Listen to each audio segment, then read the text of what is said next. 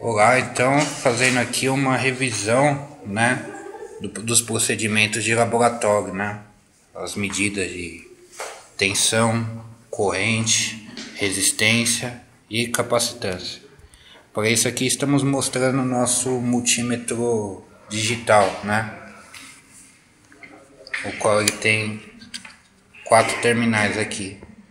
O que a gente vai utilizar serão esses 3 aqui.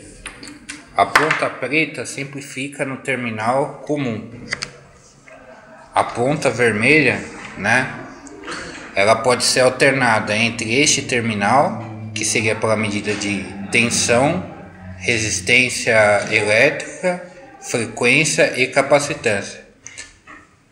E o outro terminal, que é para a medida de corrente em miliamperes, né? Então, começando aqui com o procedimento de medida de resistência elétrica, né? A ponta preta sempre fica no comum, né? Então basta colocar a vermelha no terminal V, onde tem o símbolo ohm, certo? Ohm, o símbolo, a letra grega que indica resistência elétrica. Então vamos colocar, e aqui a função que o aparelho tem que ser colocada na função ohmímetro. Também está representado pelo ohm.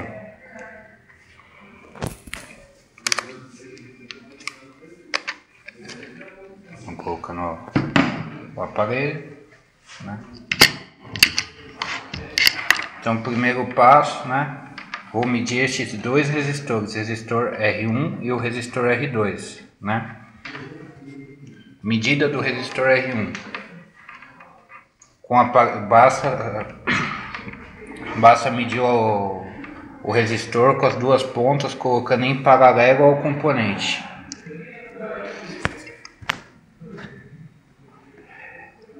O local correto para pegar na medida seria aqui nessa região onde é a solda.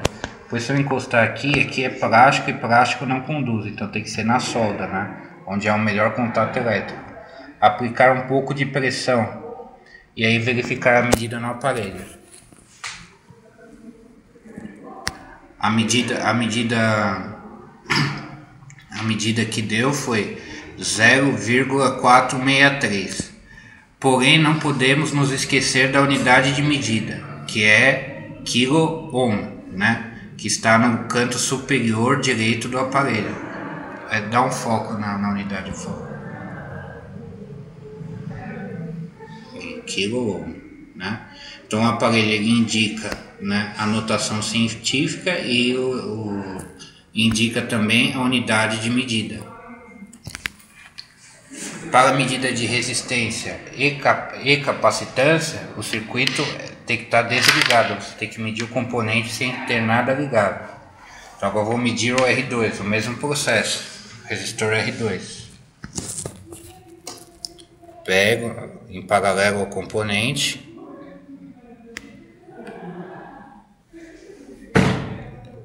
Tudo bem. E agora vamos ver a medida. Deu 0,665, ou 6, né, uma pequena oscilação, kilo-ohm, né? Foco a unidade novamente, né, no canto superior direito da tela. Medida de capacitância.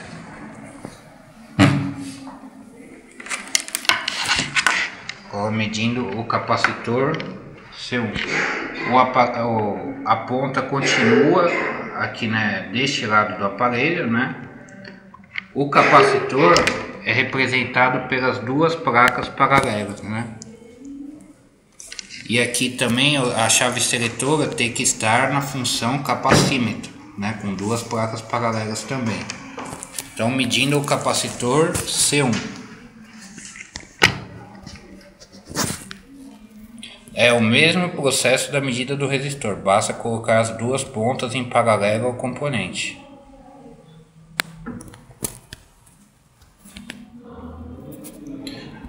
Agora focando a tela, o valor deu 4,760 E o aparelho também representa a notação a notação de engenharia e a unidade de medida. A notação de engenharia foca na...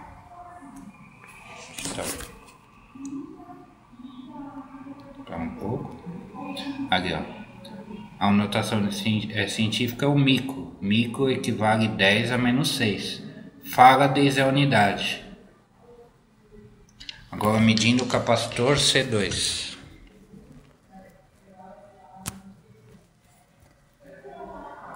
É o mesmo processo, colocar o aparelho, as pontas de prova em paralelo ao componente. Como é visto, eu sempre vou na região onde tem a solda aqui, né, para ter um melhor contato elétrico. Agora vamos ver o valor medido. 3,214. Agora vamos ver a unidade de medida também. É o microfaraday. Ou seja, 3,215 vezes 10 a menos 6 faradays.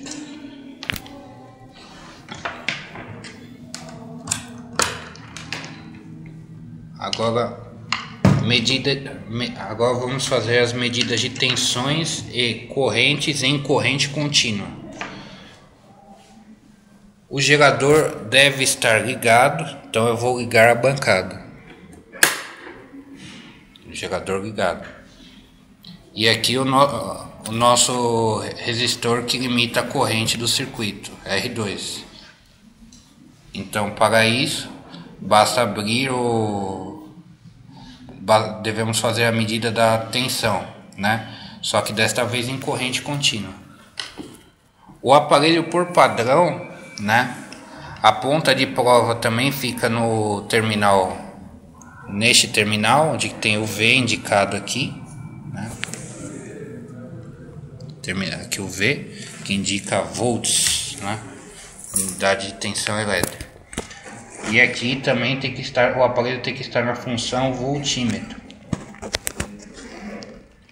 Então, para fazer a medida de tensão, basta colocar as duas pontas de prova, né? As duas pontas de prova do aparelho em paralelo ao componente. O aparelho, por padrão, já está configurado para a corrente contínua, não aparece nada aqui do lado esquerdo. Então farei dois processos de medida. O primeiro, colocando em paralelo, visualiza a tela, por favor. Aparece um sinal de menos. Esse sinal de menos indica a polaridade do aparelho, ou seja, que ele está com a polaridade inversa.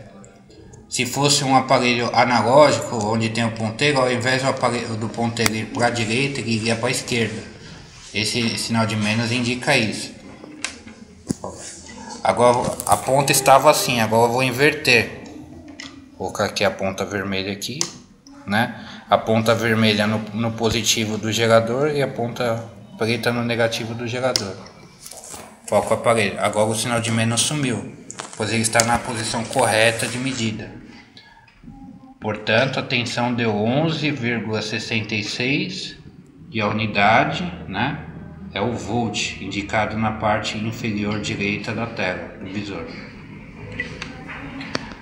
Procedimento da medida de corrente. Na corrente, né, é onde nós devemos ter maior cautela na hora da medida, pois pode queimar o aparelho se for medido incorretamente, né? O aparelho tem uma proteção que é um fusível, que a corrente máxima que pode passar por ele é 400 mA, ou seja, 0,4 A. Portanto, para que não haja erro na medida da corrente, vamos colocar a ponta preta, né? Sempre fica no terminal comum. A ponta vermelha, né? A gente coloca ela no terminal miliamperímetro, né?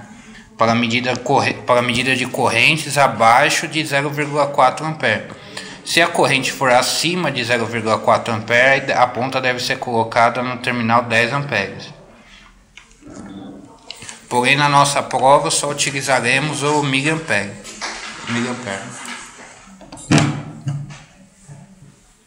Certo? Então, o aparelho na função miliamperímetro, né? E a ponta comum, a ponta preta no terminal comum. Então aqui é a configuração das pontas de prova, né? E agora temos que mudar a chave seletora para a função miliamperímetro, que é indicado pelo M minúsculo A também, né? Semelhante ao que está aqui embaixo, miliamperímetro.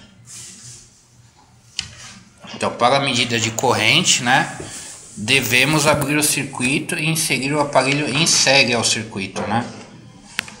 Portanto, se eu quero a corrente que passa pelo resistor R2, eu vou abrir o circuito no resistor R2. Então, estou abrindo o circuito. Tirei uma ponta de prova.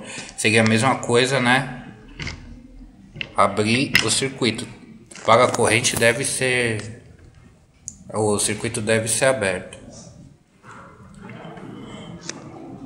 E o aparelho, as pontas de provas devem ser inseridas exatamente no local que você abriu. Então a ponta aqui, vou fazer com a polaridade inversa. A mesma coisa aconteceu com a tensão. Aparece um sinal de menos indicando que a polaridade está incorreta, né? Então, invertendo as pontas, o resultado, o sinal de menos desaparece, né? Que é a polaridade correta, né? E a corrente que obtivemos nesse circuito é 17,81, né? M minúsculo ampere. Esse M minúsculo significa 10 a menos 3 ampere, ou seja, 17,81 dividido por 1000, né? Que vai dar 0,01781. E essa é a corrente contínua. Porém, também temos o circuito em corrente alternada.